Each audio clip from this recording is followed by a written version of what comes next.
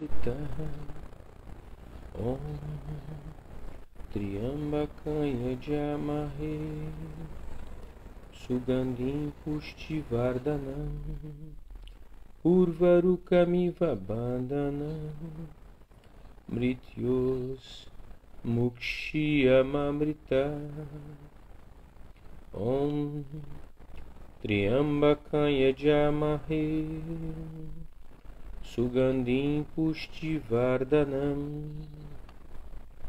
Urvarukamiva Bandhanam Mrityos Mukshiyamamrita Om Triambakaya Jamahe Sugandhim Pushtivardhanam Urvarukamiva Bandhanam Mrityos Mukshiyamamrita Om Triambakaya Jamahe Sugandhim Pushtivardhanam Urvarukamiva Bandhanam Mrityos Mukshiyamamrita. Namastê, Harion, Débora. Uma boa noite. Como é que tá o som, Débora? Tá bom? Como é que tá o som? Tá me ouvindo legal? Triambakaya Jamahe Sugandhim Pushtivardhanam Urvarukamiva Bandhanam Mrityos Mukshiyamamrita. Beleza, beleza. Vamos lá, vamos começar. Na live passada, eu estava falando sobre... Foi antes do retiro. Estava falando sobre alento, né? Sobre alento. Namastê. Saudações, Juliana. Harion. Namastê, Agatha. Harion. Eu estava falando sobre... Saudações, Sueli. Namastê. Eu estava falando sobre... o controle do alento, né? A ideia era essa. E eu estava explicando sobre a forma com que nós temos que lidar com a respiração dentro das posturas, né? Isso é uma coisa que é importante tentar criar esse mecanismo mental para na hora que você estiver fazendo a postura, você se lembrar dele, né, introjetar na tua prática e você poder estar desfrutando mais profundamente do asana, né? Então, só para lembrar, a gente nós temos aí várias camadas de musculatura e temos aí a questão visceral também envolvida, né? A princípio eu estava dando o exemplo de Paschimottanasana, que é, para quem não conhece, é chamado também de postura da pinça, que é uma flexão para frente que você faz sentado no chão com as pernas esticadas, e não é o objetivo botar a testa no chão, mas é o objetivo você fazer a máxima extensão da coluna, fazendo a flexão na virilha. É importante você não fazer a flexão, tentar fazer a flexão na coluna, né? Porque a ideia da coluna não é flexionar, a ideia da coluna é estender, tá? É você ganhar espaço entre as vértebras. Essa que é a ideia da coluna.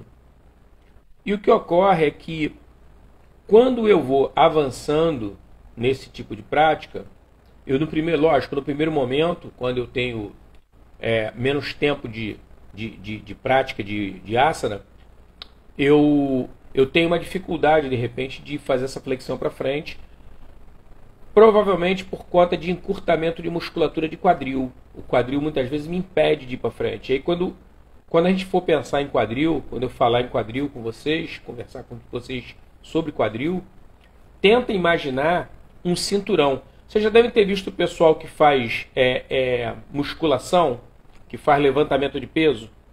Já viu um cinturão de couro que é usado para poder fazer aquela proteção ali, no caso da coluna, mas também dos órgãos do abdômen, né? Eu não sei se vocês sabem que quando você levanta um peso excessivo, lógico, né? Naquele momento que você está tentando levantar o peso, você não sabe que ele é excessivo. Você vai estudar a possibilidade de levantar o peso. Só que esse peso, ele está além da capacidade física sua. E aí quando eu falo sobre capacidade física, eu não estou falando só sobre braço, não. Isso é muito importante, gente. Não esquece disso, hein? Não sobre braço, não. O que acontece? Eu estou falando também sobre as vísceras, a musculatura abdominal sua. Vê bem, um levantamento de peso sem uma devida preparação pode resultar em hérnia de disco, pode resultar em hérnia umbilical ou até em hérnia inguinal, que é essa hérnia que surge na virilha. O que é essa hérnia? A hérnia é quando a musculatura não sustenta o peso, ela abre. Quando ela abre, o que está atrás dela vem para fora. Por isso você percebe a hérnia surgindo, que vai aparecer na forma de um calombo. Esse calombo pode ser decorrente de algum órgão ali, alguma víscera, que está ali atrás daquele grupo muscular, veio para o lado de fora. E isso se deu devido a eu não conseguir medir o quanto de peso eu poderia pegar. Foi um erro de cálculo, tá? Por isso que é muito importante nessa questão do corpo a gente ter uma cautela, estudar e ir com calma para não se machucar. Então, deu para entender essa ideia, né? E aí, o que acontece? Voltando para a postura de Paschimottanasana, a ideia aqui da coluna é você fazer uma extensão. Você pegar a coluna e fazer isso com ela, ó, ganhar espaço. Cada vértebrazinha das 33, ela vai se afastando cada vez mais uma da outra, ganhando espaço. Só que o que acontece? À medida que você vai ganhando esse espaço, essa extensão, e você vai se acostumando a fazer a flexão para frente, a tendência natural é que os órgãos do teu abdômen colidam com a musculatura das coxas. Então você vai fechando desse jeito, ó. O corpo vai ficar dessa maneira aqui, tá vendo? Aqui estão as pernas esticadas e aqui está a minha coluna. À medida que eu vou descendo para tentar aproximar minha testa dos joelhos, o meu abdômen aqui vai colidindo com as coxas. E aí nós temos um impasse. Que tipo de impasse é esse? É um impasse respiratório. Por quê? Porque o músculo diafragma ele vai estar aqui no meu abdômen. Tá? Na região ali umbilical. E aí o que acontece? À medida que eu vou estrangulando pela flexão para frente, a minha respiração vai ficando um pouco mais difícil. Porque o jogo do diafragma é descer para encher os pulmões e subir para esvaziar. Só que o que acontece? Quando eu flexiono para frente, que há esse estrangulamento, essa pressão contra os órgãos abdominais, ou contra as coxas, os órgãos abdominais contra as coxas, namastê, a minha respiração começa a ficar difícil. Eu fico com dificuldade para respirar. Tá? Porém, aí que entra o lance da experiência. Se você não for com muita sede ao pote, essa sensação de desagrado, né, que vai surgir, ela é contornável. Você consegue gerenciar ela. Então, por isso que a aproximação tem que ser lenta. Você vai acomodando, vamos chamar assim, tá? Para não haver choque, você vai acomodando a tua musculatura abdominal à musculatura das tuas coxas. Então é como se você fosse amassando o abdômen com as coxas paulatinamente. E aí o que vai acontecer? Eu até comentei isso na outra live. O trabalho em Paschimottanasana, respiratório, você vai fazer uma respiração que ela vai se refletir nas costelas, ela vai para o lado e ela vai para trás também. Tá? Então, à medida que você vai relaxando e vai esmagando os órgãos, naturalmente a nossa respiração vai procurando uma saída para poder ficar bem. E aí não tem jeito. Essa experiência com a postura, ela vai inclusive trazer aí um ganho para a nossa vida pessoal, nossa vida de relação, o relacionamento com outras pessoas, tá? Eu sei que tem advogados aqui dentro da live. Então eles vão entender bem, mas aí quem não é advogado vai ficar sabendo disso. Existe uma expressão usada no direito, que é muito comum o pessoal usar essa expressão. Eles falam assim, os advogados: é melhor um mau acordo do que uma boa briga. O que ele quer dizer com isso? Que o acordo é ruim? Não. Ele quer dizer o seguinte: é possível fazer uma boa permuta, uma boa conciliação. É possível fazer isso. Uma parte ganha, a outra perde, uma outra parte ganha, a outra perde, ou seja, você cede um pouco, eu também cedo um pouco. E aí vamos para a postura. Se as coxas cedem um pouco, o abdômen também cede um pouco. Quem é que ganha? A respiração, que é o sentido da vida, é o sopro da vida. Então, no caso do direito, quando você cede um pouco e a outra parte também cede um pouco, cria-se o quê? Um acordo. O que é o acordo? O acordo, ele é a síntese do bom senso. Percebeu? É a síntese do bom senso. As pessoas têm uma compreensão que para poder fazer com que a coisa flua, tem que haver algum tipo de perda. Isso faz parte da vida. Eu vou perder alguma coisa, mas vou ganhar outra. Então o que eu posso perder? Eu posso perder até aqui. E você? Ah, não, eu posso também perder até aqui. Tá legal, então a gente tem um acordo. Tá? A briga é exatamente o que nós não queremos na hora de fazer o asana. Como não queremos, não é adequado fazer isso na vida. Tá? E eu não estou dizendo, gente, não me entendam mal, tá? Que não se deve brigar nunca. Não. Escolha as suas brigas. A briga também faz parte. Tá? Agora, escolha as suas brigas. Não briga por palito de dente usado, palito de fósforo usado. Coisa pequena, não vale a pena. Escolha as suas brigas. Uma coisa que realmente seja significativa para você e para a sociedade a qual você pertence. Luta por isso. Para ter uma vida melhor, para ter uma sociedade melhor. Vale a pena a briga? Vale a pena a briga. Agora, tem que valer a pena. Se não valer a pena, não faz sentido. Tá? E aí, no caso, voltando para o asana, quando você está na postura, tem que haver essa negociação. E aí, quem vai ser o mediador dessa negociação? A atitude de relaxamento. Na hora que eu estou fazendo a postura de Paschimottanasana, eu tenho que me conscientizar, por isso que eu falei para vocês que é adequado você introjetar isso na mente, para na hora que você estiver fazendo a prática, você não esquecer disso e botar em prática, tá? Se puderem até fazer Paschimottanasana hoje mesmo, façam, porque é uma forma de você guardar essa mensagem, essa informação. E aí, essa atitude de relaxamento, ela vai gerar um espaço interno. Você vai criar um espaço interno para a sua respiração. Pô, mas Alexandre, é tão pouco tempo? Essa que é a ideia. A ideia, Namastê, a ideia é o seguinte, é que não seja pouco tempo. É pouco tempo no primeiro momento. Mas a minha ideia de relaxamento é exatamente para que eu possa permanecer mais tempo na postura e eu possa aproveitar mais os benefícios que o asana me traz. Eu falei na aula passada, na live passada, que quando você faz esse tipo de esmagamento das vísceras, né, você pega muito sangue que está congestionado dentro dos órgãos e vísceras e faz com que ele saia, como se fosse uma esponja. Eu até dei esse exemplo. Você pega uma esponja dessas de pia, que está com água, e você espreme ela. O que acontece? A água sai. Da mesma maneira acontece. Quando nós fazemos esse esmagamento, e você dá um alívio na pressão, esse sangue que estava dentro do órgão da víscera, ele sai. Ele vai para onde? Ele vai para o sistema. Vai para a minha corrente sanguínea. Se ele vai para a minha corrente sanguínea, ele necessariamente vai ter que passar no pulmão e coração. Então ele vai receber um aporte de oxigênio, renovando esse sangue, e ele entra de novo no sistema. Então, o esmagamento, lógico, gente, quando eu falo a palavra esmagamento, por favor, não entendam como um ato de violência. Não pode haver violência.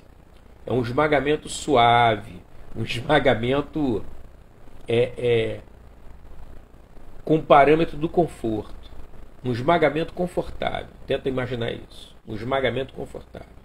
Mas esse esmagamento, ele é fundamental para que você faça essa renovação no sistema, tá? Então, esse foi o exemplo que eu dei do que ocorre dentro de Paschimottanasana. Agora, tomando Paschimottanasana é uma flexão para frente, né? É uma anteroflexão, vamos chamar assim. Só que no yoga não tem só flexão para frente, tem flexão para trás, tem flexão para o lado, tem torção, tá? No caso, por exemplo, da flexão para trás, eu dei até um exemplo de Bhujangasana, que é a postura da cobra. Aí a coisa muda, né? Porque olha só, você está deitado de bruços, com o abdômen virado para o chão, as mãos são apoiadas ao lado do busto, embaixo dos ombros, e aí você enrijece, junta calcanhar e dedões, lá atrás do corpo, e você enrijece pé, perna, coxa e nádega. Contraindo a lombar, você ergue o corpo e abre o peito, esticando, se possível, os braços. Quando você faz esse tipo de movimento, de levantar o teu tórax, abrindo o peito, olhando para o teto, você automaticamente você muda o trajeto da respiração. Então a gente chega à conclusão do seguinte: dependendo da postura, nós vamos ter um foco completamente diferente um do outro em termos de respiração. Essa respiração agora, ela vai se concentrar no nosso peito, perto do externo, na base do externo é que ela vai se concentrar. Mas ela vai migrar também para as costelas. Tá? Então, já mudou, já não foi para as costas, como em Paschimottanasana. Perceberam a diferença? Então, nesse trabalho de Bhujangasana, você vai ter que estar observando os pontos de tensão.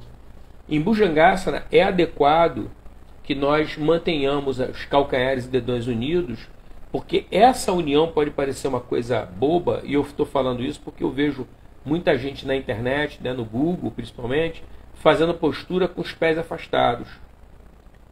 Aí você vai falar assim: pô, Alexandre, tudo bem, o pessoal está errado, você está certo.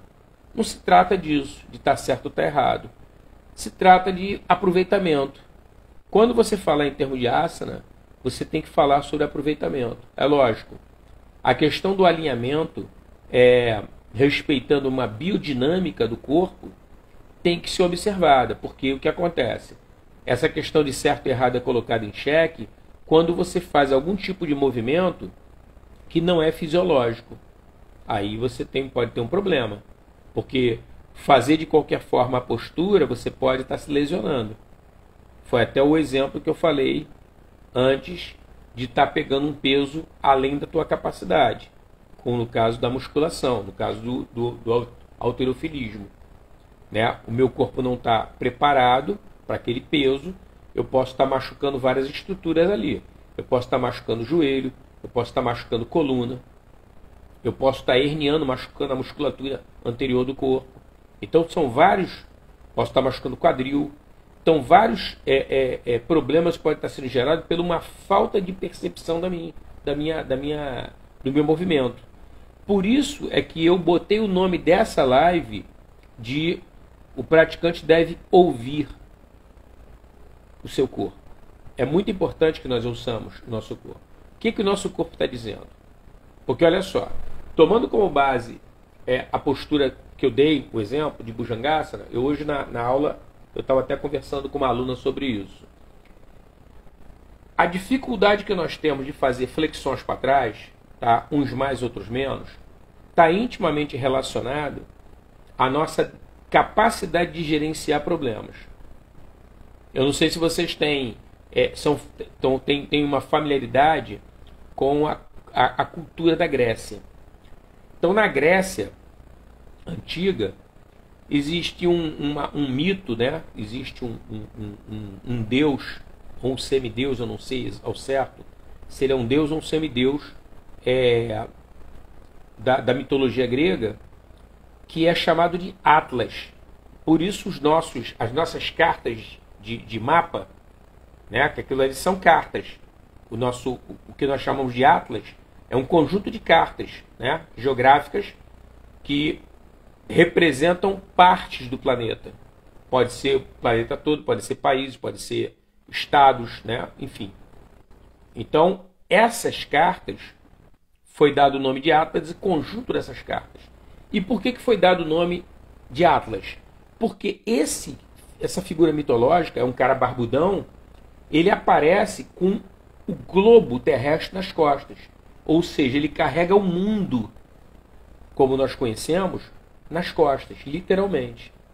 E aí, o peso dos problemas, das preocupações, né, das frustrações, até muitas emoções são jogadas nas costas. E aí, por isso, a tensão na musculatura das costas. Você observa o seguinte, quando a pessoa está com algum tipo de dor, a pessoa muitas vezes até fala assim, pô, eu tô com uma dor na coluna, cara. Né? Porque o que acontece? Essa musculatura que envolve a coluna paravertebral, ela é muito sensível a esse tipo de problema. Então, por isso a pessoa carrega a tensão para aquela região das costas. E o que ocorre é que você, ao tentar fazer, você encontra resistência nas costas para fazer a retroflexão, a flexão para trás. E aí você vai falar, pô, mas Alexandre, e aí? Não vou fazer? Não, você vai fazer. Só que é lógico, você vai seguir aquela norma básica do yoga, do conforto, para você ir amolecendo, flexibilizando, trazendo mais sangue para essa musculatura das costas. E aí você vai percebendo que você vai conseguindo ganhar cada vez mais amplitude no movimento. Então o movimento vai ficando mais amplo e mais fácil de ser feito. Tá? Então é um trabalho de paciência. E é óbvio, né? Não é que, à medida que você flexibiliza suas costas, namastê, não é que você flexibilize suas costas, os seus problemas vão desaparecer. Não vai acontecer isso. Porém, psicologicamente, veja bem, psicologicamente, a sua capacidade de gerenciar esses problemas vai melhorar.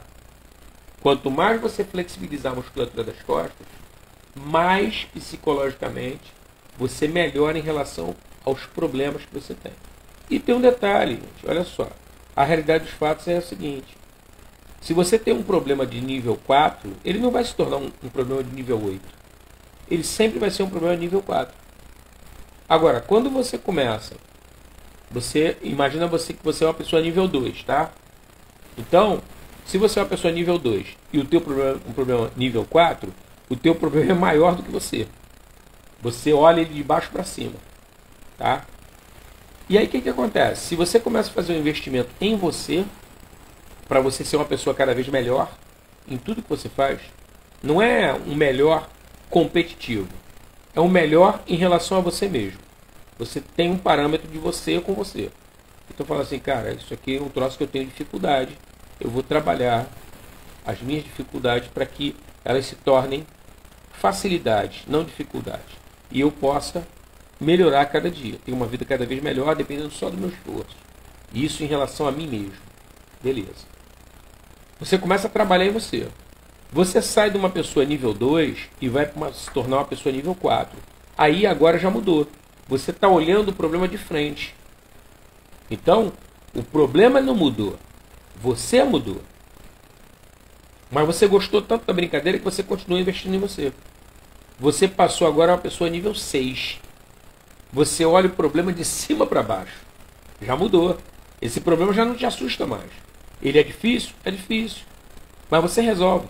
Você tem agora a confiança que você resolve. E aí você gostou da brincadeira tanto que continua investindo em você. E você agora se torna uma pessoa nível 8. Quando você se tornar uma pessoa nível 10, isso vai acontecer inevitavelmente, porque você pegou gosto pelo negócio, já sabe qual é o caminho. Você nem vai saber que tem um problema. Você vai ter uma rubrica. Pintor, tu vai lá e resolve.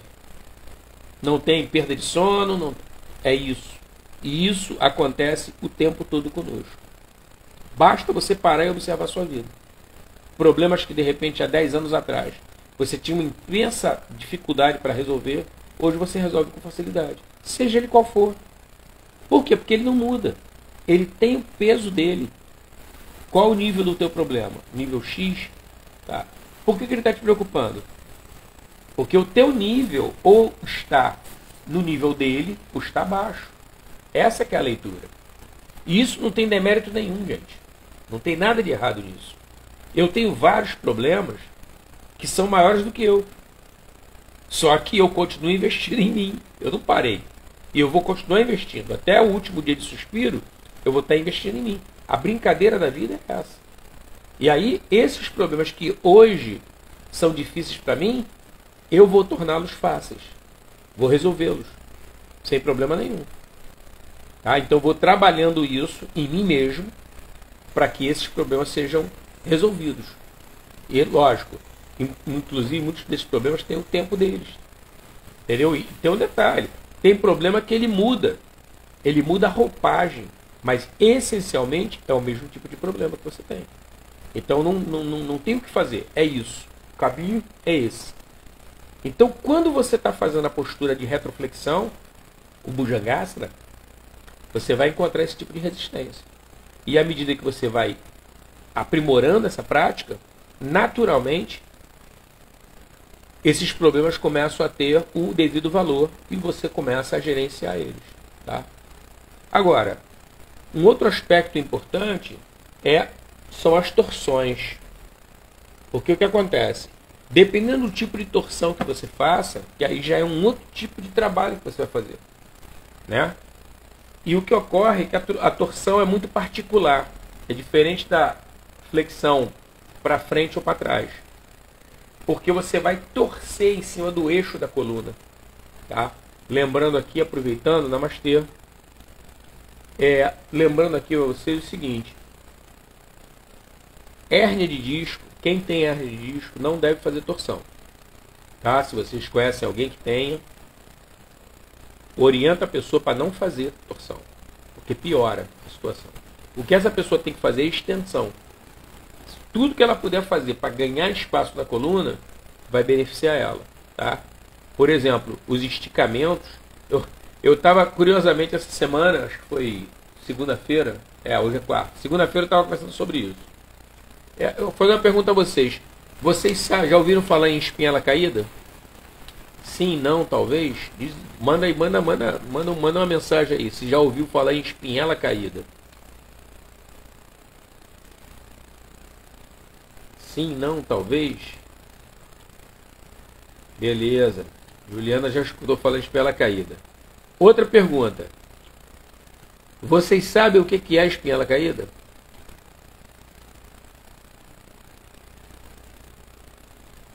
Sim, não, talvez.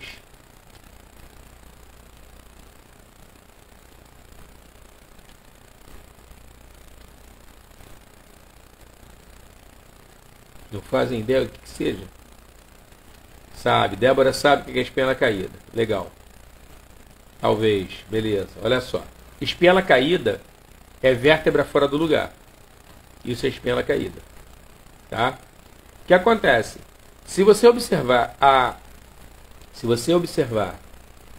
todas as simpatias, tá? Geralmente o pessoal trata a espinhela caída com simpatia. Todas as simpatias que existem de espinhela caída, existem várias, tá? Nenhuma delas abre mão de você se pendurar no marco da porta. Aquela moldura que tem em volta da porta, de madeira, você se pendurar ali. Por quê? Que é para você poder fazer uma tração com o teu corpo. A vértebra que está fora do lugar, ela entrar no empilhamento das vértebras. Namastê. Saudações, Thaís. Harion. Essa tração fazer com que a vértebra entre no alinhamento das outras vértebras e resolva o problema. Então a espinhela caída nada mais é do que vértebra fora do lugar. Se você cria um hábito de regularmente fazer extensão na sua coluna na execução de asanas, ou você, de repente frequenta uma academia, ou você tem uma pracinha perto de casa e você se pendura na barra, não precisa nem fazer aquela flexão no braço na barra. Se você se pendurar, você resolve esse tipo de problema. E tem um detalhe, né? Uma coisa vantajosa nos esticamentos que nós temos dentro do yoga, e aí a barra vai cumprir esse papel, é o seguinte: toda vez que você estica essa musculatura, ela recebe aí um tônus a mais isometricamente. Ela não faz trabalho de alavanca, mas na extensão você fortalece essa musculatura e ajuda a proteger a tua coluna. Tá? Porque, por exemplo, quando a pessoa tem espinhela caída, vamos chamar assim, de repetição, isso é preocupante. Sabe por quê? Se a vértebra saiu do lugar, vamos pensar juntos. Se a vértebra saiu do lugar, a musculatura pode não estar forte o suficiente para segurar ela na posição. Se a musculatura não está forte o suficiente para segurar ela na posição, essa vértebra que está saindo do lugar, ela pode ser uma forte candidata a uma herniação futura. Então, a espinhela caída é um alerta do corpo. Por isso que eu falei na live, ouvir o corpo. A gente tem que fazer isso o tempo todo.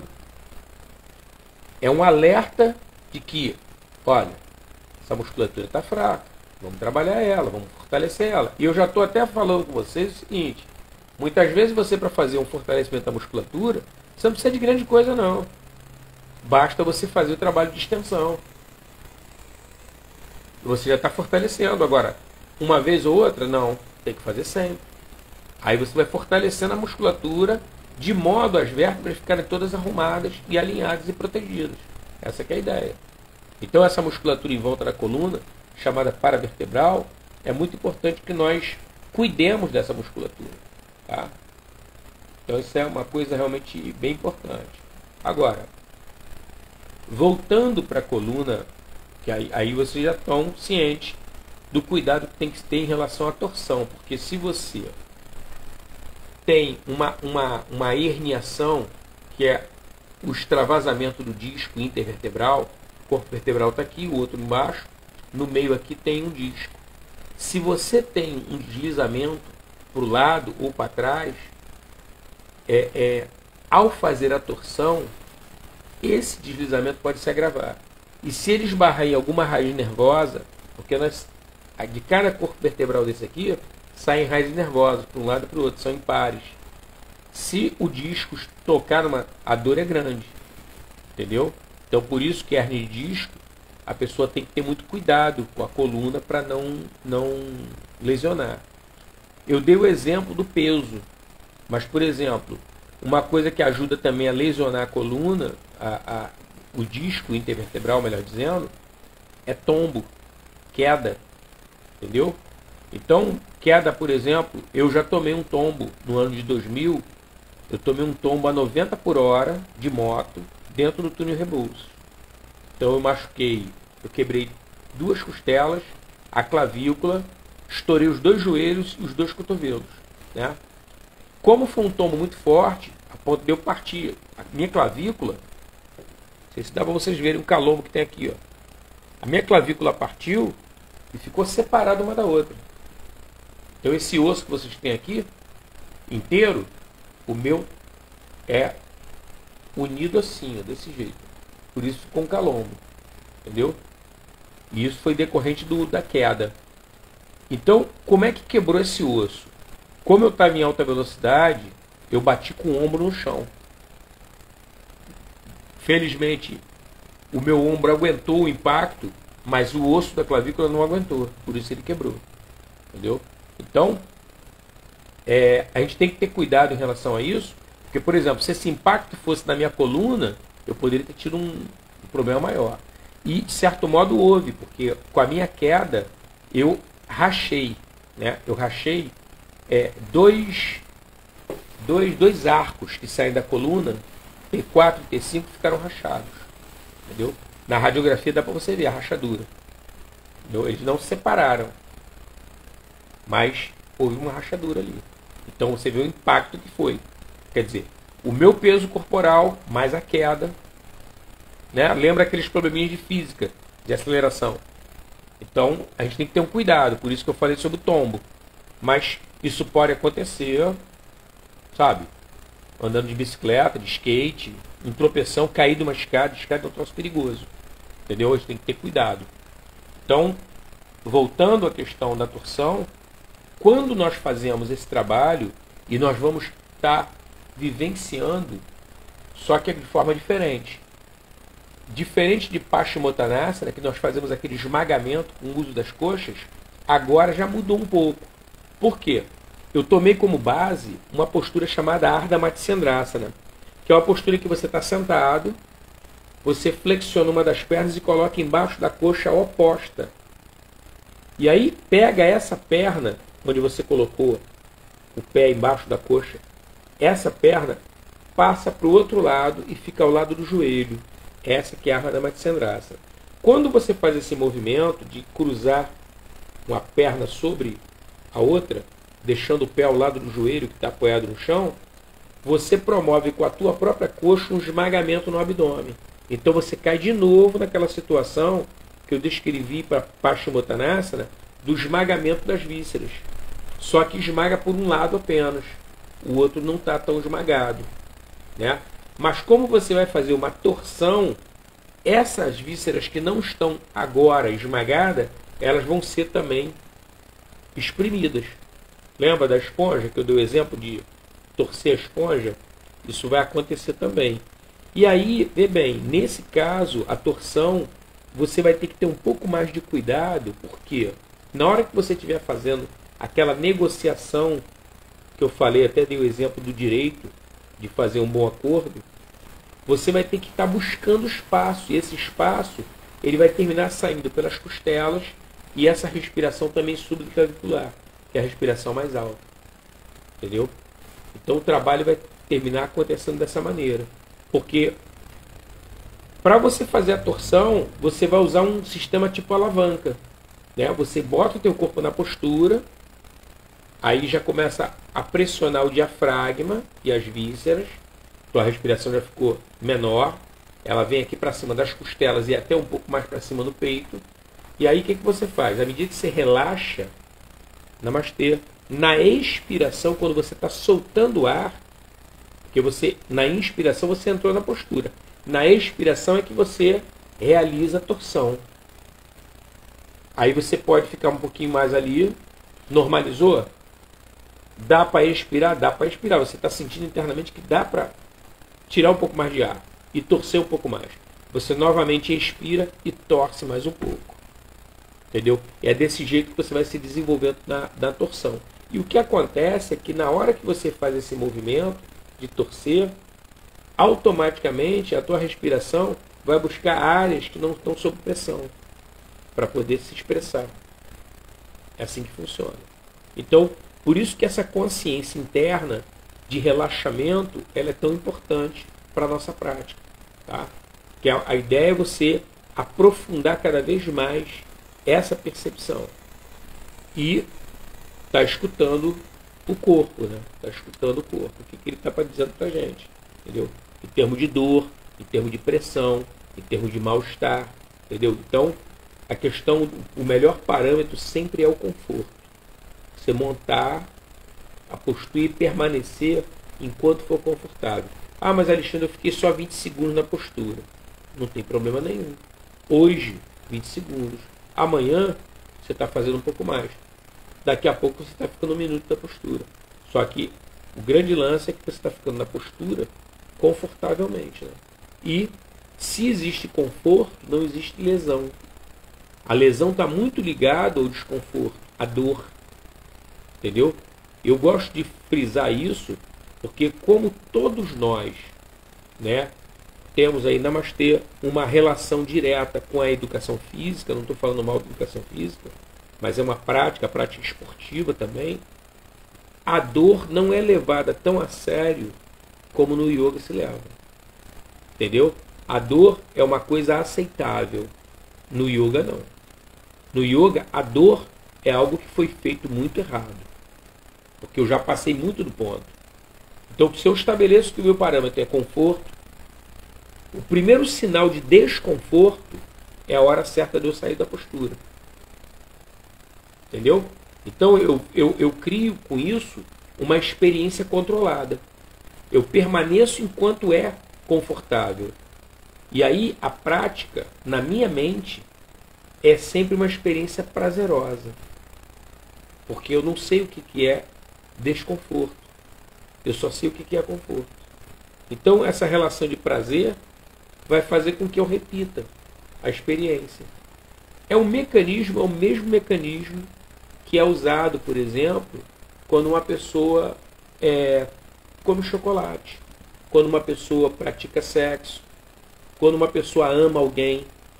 Quando você ama alguém, você não sente prazer por estar amando essa pessoa?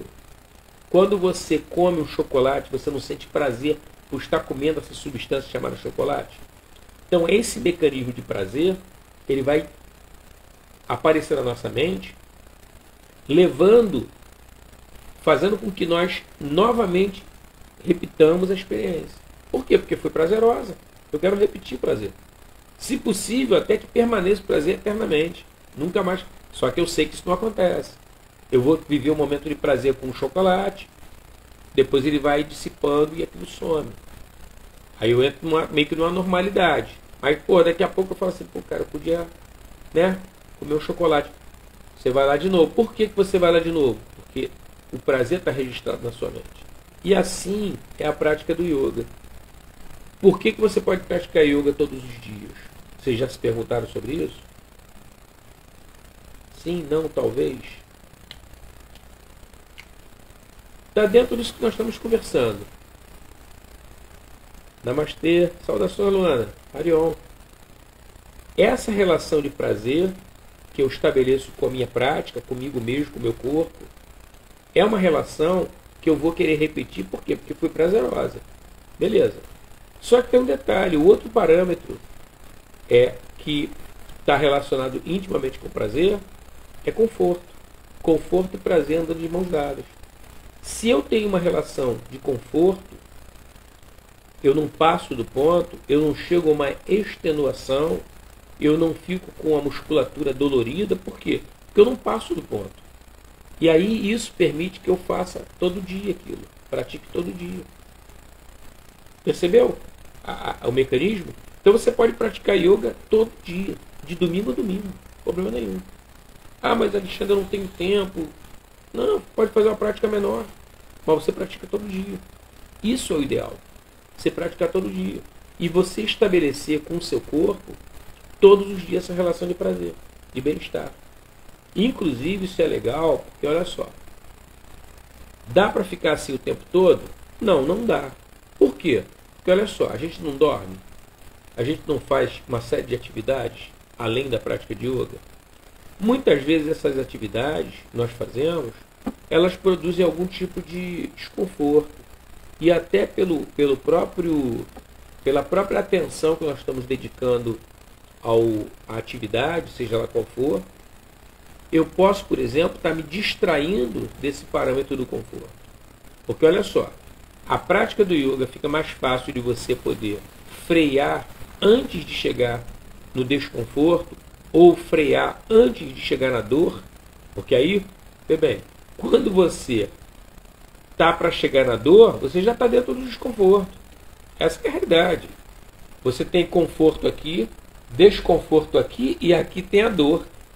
Se você chegou no desconforto e está beirando a dor, cara, tu já está dentro do desconforto, já está vivendo uma situação desconfortável. Então, já não está praticando legal yoga. Porque o primeiro dos yamas é a não violência. Então, se existe dor, não tem yoga, só tem dor. Então, por isso que é muito importante você estar atento a esse tipo de parâmetro, porque ele vai nortear a nossa prática, sabe? E isso vai fazer com que eu não tenha dificuldade para no dia seguinte estar praticando tudo aquilo de novo. Eu tenho condição tranquilamente de fazer porque não houve excesso. E isso aí não fica só na prática. Isso é importante deixar claro. Isso vai reverberar para a minha vida toda. Por exemplo, já ouviram falar sobre pessoas tóxicas? O que é a toxicidade de uma pessoa? A toxicidade de uma pessoa é o seguinte: até um determinado momento, na convivência, conversando com essa pessoa, eu estava numa situação de conforto. Aí, no meio do papo, no meio do relacionamento, esse conforto pode entrar na área do desconforto e ele pode continuar avançando, chegando na dor. Agora, como é que eu vou perceber isso? Eu posso tomar como base o asana. Eu não faço asana dessa maneira. Então, se eu faço o asana dessa maneira, eu posso projetar essa experiência do asana para outros setores da minha vida. Percebeu? Então, o que acontece? Vamos imaginar uma outra situação. Eu estou trabalhando, eu tenho uma carga horária de trabalho e eu sou remunerado por essa carga horária de trabalho. Quem me chefia começa a querer que eu faça mais horas de trabalho sem haver qualquer tipo de remuneração. Percebeu? Eu estava numa situação confortável, que era a carga de trabalho versus a remuneração. Tá equilibrado. Beleza. Eu concordei, tá bom para mim, tá bom para ele. Agora, o patrão está querendo que eu trabalhe mais sem aumentar o meu salário. Eu entrei no processo de quê? De desconforto. Se eu não me posiciono em relação a isso, não tento resolver essa situação de alguma forma, eu vou começar a me encaminhar para uma situação de dor, que eu já passei do desconforto. Percebeu? Então o asana, ele vai nos dar uma leitura psicológica em relação à própria vida. Todos os segmentos. Né? Pode ser um relacionamento afetivo, pode ser um trabalho, como eu dei exemplo. Qualquer coisa. Qualquer coisa você pode estar usando isso como parâmetro. Né? Então, essa questão do controle do alento, ela vai nos remeter a uma situação da própria vida. Né? À medida que eu controlo. E, por exemplo, eu dei o exemplo aqui da postura de torção, dei a retroflexão e a antroflexão. Retroflexão Bhujangasana, flexão para trás, né, Bhujangasana, para frente, Paschimottanasana, e Ardha Matsyendrasana, no caso das torções. O que acontece é que esse tipo de situação do alento, quando nós estamos ali relaxando, negociando com as vísceras, né, para ganhar espaço para a respiração, intimamente, sem que nós percebamos isso, nós estamos nos capacitando para suportar pressões no dia a dia, na nossa vida. Entendeu? Então você muitas vezes fica vendo uma pessoa, quem está de fora, tá? Quem está de fora, quem não conhece yoga, não pratica, fica vendo uma pessoa que pratica yoga passar por certas situações, certas dificuldades, e a pessoa não perde o controle. Ela se mantém calma e assertiva. Tá? E aí você fica se perguntando, pô, cara, como é que pode, cara? Olha só. Se fosse eu, cara, eu já estava, sei lá, cara, fazendo alguma coisa, alguma loucura aí, porque tá passando só sufoco ali e tudo. Está intimamente relacionado a isso. A pessoa desenvolve com a prática das asanas capacidade de suportar pressão. E aí eu estou falando pressão física e pressão psicológica. Entendeu? Você vai gerenciando isso, mantendo a calma. Por isso é que muitos lutadores, né, principalmente de jiu-jitsu, arte marcial, eles se interessam tanto por prática de yoga. Porque o yoga ajuda você a desenvolver a capacidade de respirar bem devagar e de modo profundo. No caso aqui, eu estou dando o exemplo do Paschimottanasana, Bhujangasana e Ardha Matsyendrasana, os três asanas, nós temos uma dificuldade em relação à respiração. Mesmo assim, eu mantenho a calma, relaxo a musculatura interna, até a musculatura mesmo de víscera e de órgão, tá? Porque eles não ficam soltos lá dentro, tem músculos que seguram eles na posição. Eu relaxo essa musculatura, eu vou desenvolvendo a capacidade de relaxar e respirando com o espaço que eu tenho. Eu tenho pouco espaço, mas eu uso esse espaço todo para respirar. E mantenho a calma. E isso é o quê? Fruto de prática, de treinamento.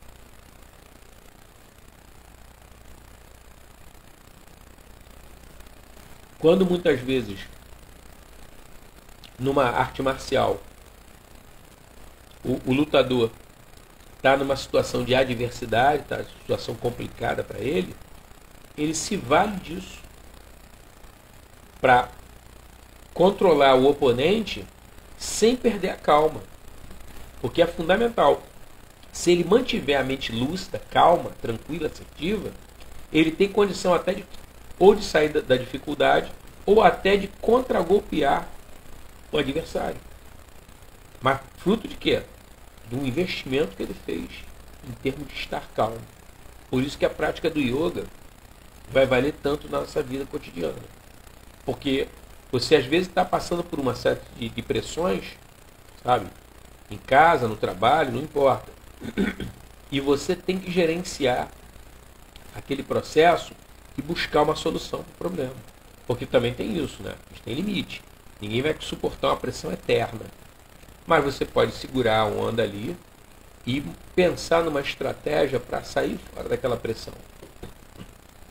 Agora, você precisa ter essa tranquilidade. Por quê? Você muitas vezes, por não suportar a pressão, pela falta de treinamento, você muitas vezes está sendo pressionado e você quer sair de qualquer jeito. E aí você faz muitas vezes uma má escolha. Aí tu fala assim, caraca, piorou. Em vez de melhorar, piorou. Fruto de quê? De uma má escolha. Fruto de quê? De não suportar, não saber como lidar com a pressão. Então, é muito importante que nós desenvolvamos essa capacidade de permanecer na postura mais tempo.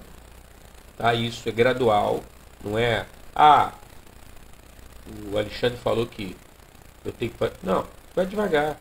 Vai aumentando paulatinamente a tua capacidade de permanecer na postura.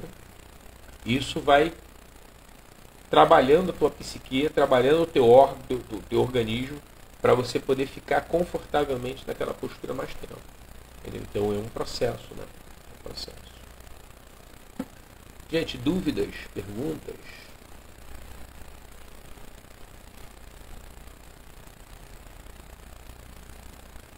São 10h02. Nós temos um tempinho ainda. Se me perguntar alguma coisa, porque eu entrei um pouquinho mais tarde hoje.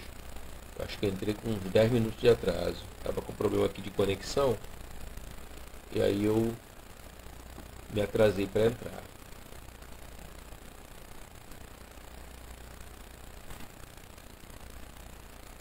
Mas é essa massa visceral, né, que a gente tem.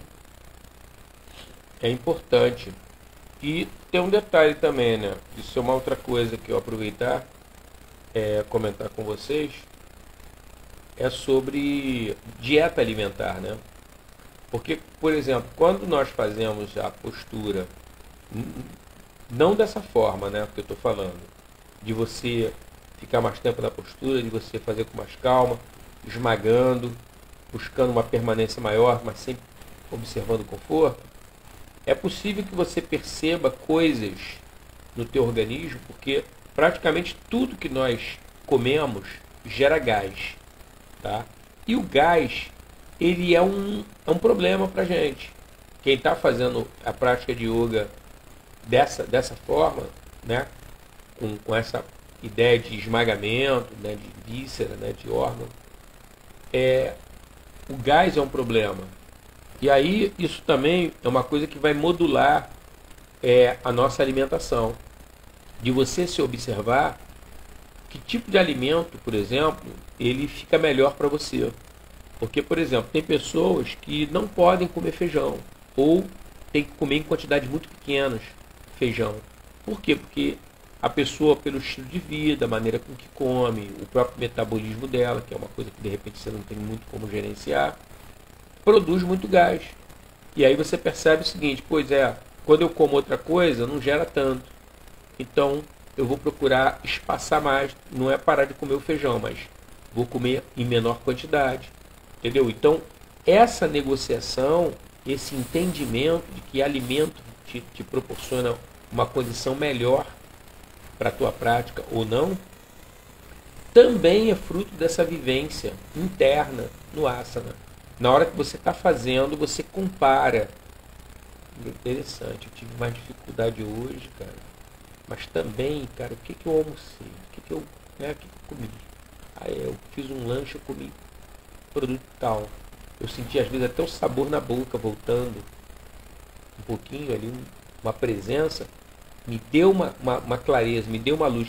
Então isso é uma coisa que é importante, né? A gente escutar o nosso corpo. O que o nosso corpo está falando? Tem alimentos que caem melhor, tem alimentos que não caem tão bem. Entendeu? Então, eu também posso ir fazendo uma seleção daquilo que me convém mais pelo fato de eu estar fazendo uma prática de yoga.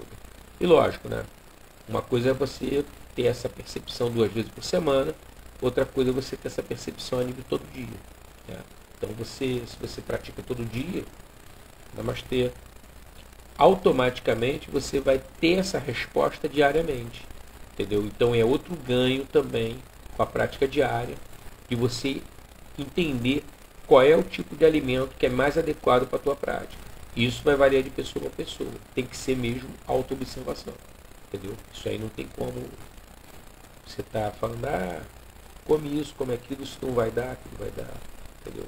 Porque os alimentos eles vão reagir de forma diferente, dependendo do organismo que eles estejam atuando. Né? Então, tem que estar observando esse aspecto. Né? E eu não sei se vocês querem assim perguntar mais alguma coisa.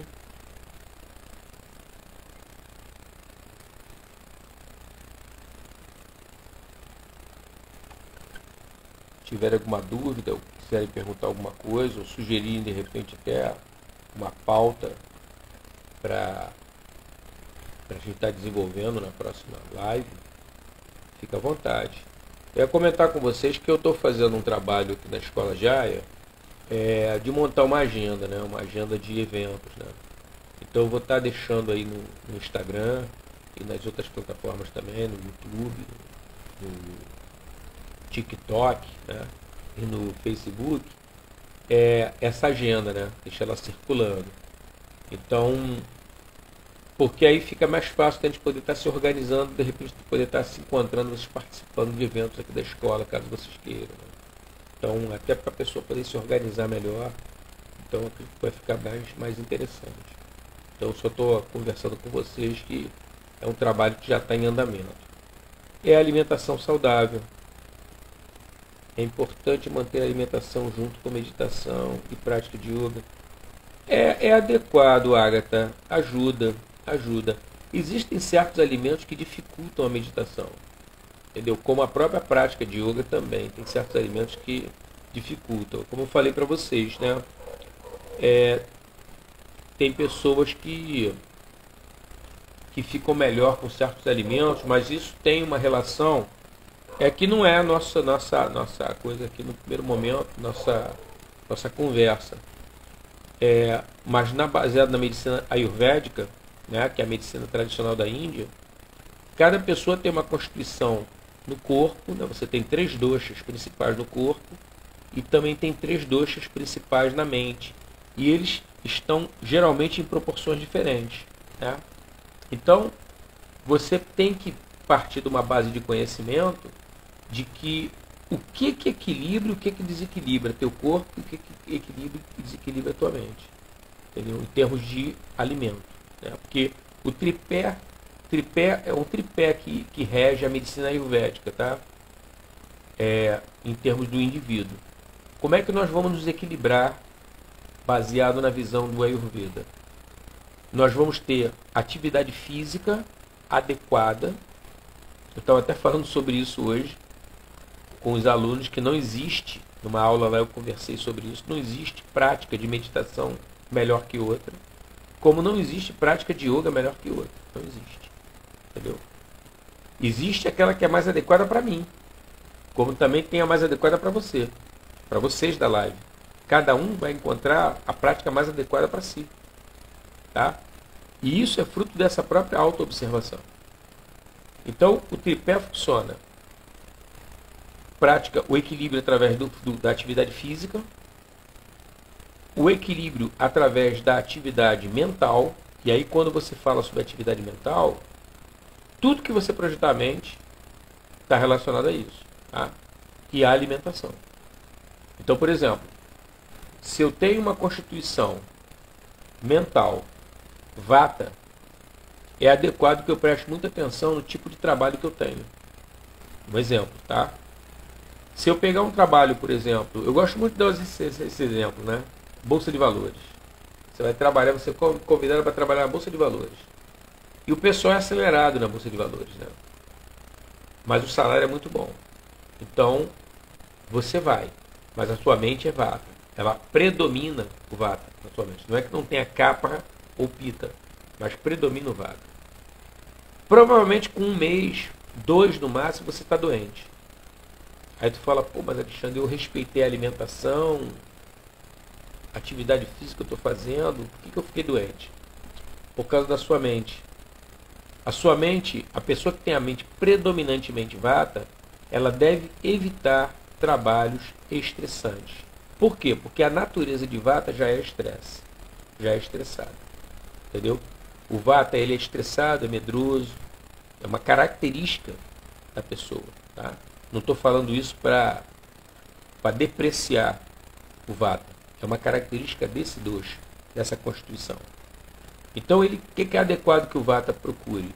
Trabalhos, atividade física e atividade mental que o ajudem a se equilibrar. Então, tudo que você puder fazer em termos de atividade física e mental que não permita que você se estresse, é bom.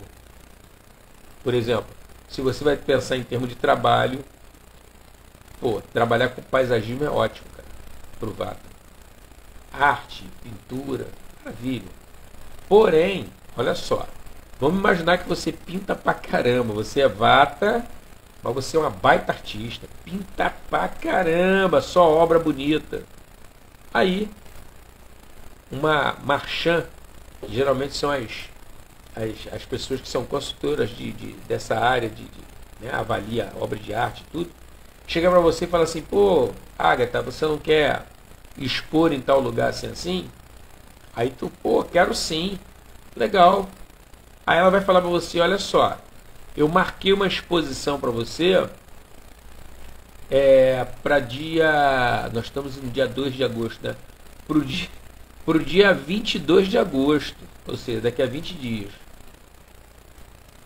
Agora, lá é necessário que tenha pelo menos 60 trabalhos seus. Aí você olha e você tem 10, cara.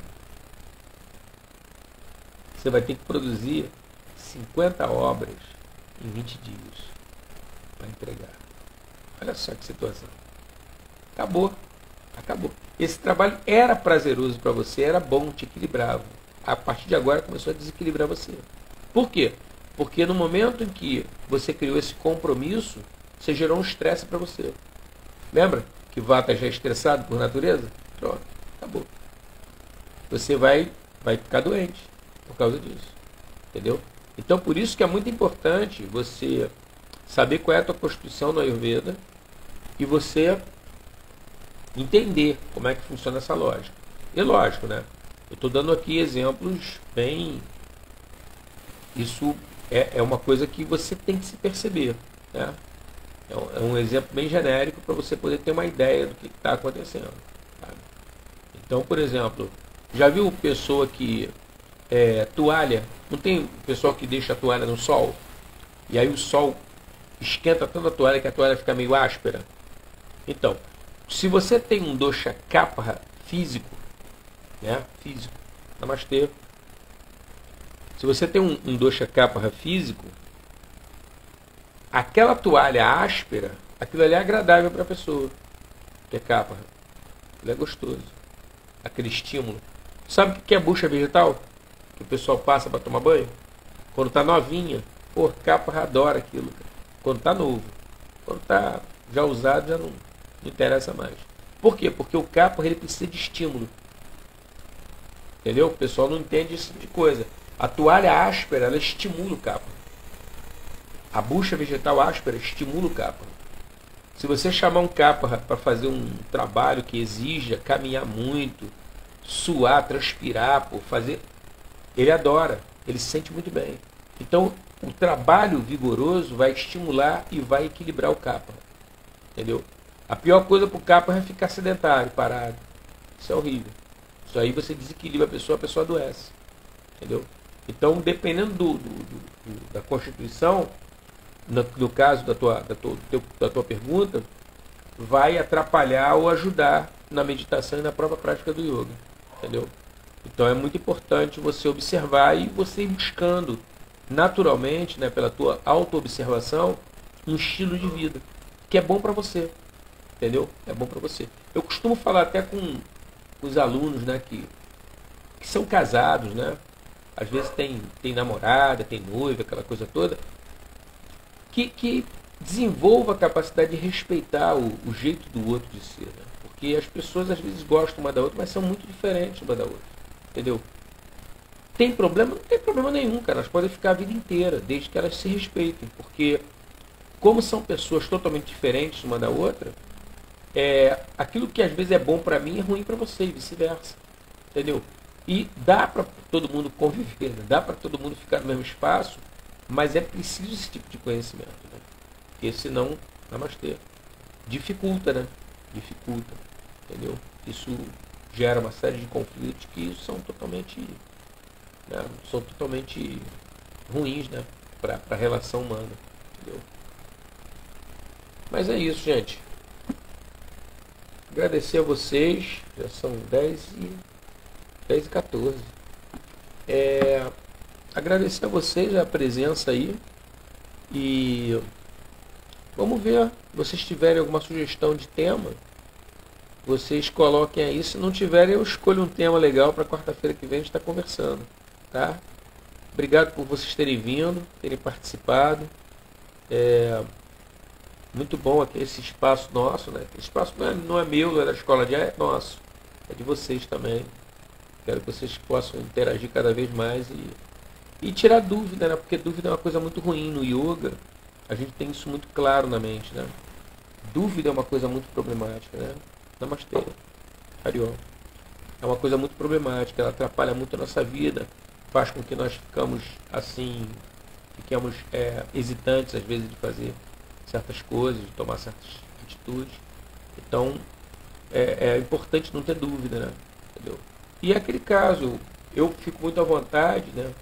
Porque se eu não souber, vou dizer que não sei e vou procurar saber, porque eu vou ficar curioso também de saber esclarecer. Então fiquem à vontade para trazer perguntas, namastê, entendeu? Para a gente trocar aqui e todo mundo aprender um pouco um com o outro, entendeu? Mas muito bom mesmo. Então eu vou deixar gravado aqui, se vocês quiserem assistir depois ou recomendar para alguém, eu fico muito grato. Compartilhar esse conhecimento é importante, né? De trocar e desenvolver cada vez mais.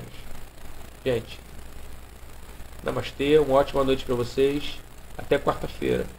Ou antes, né? Hariom.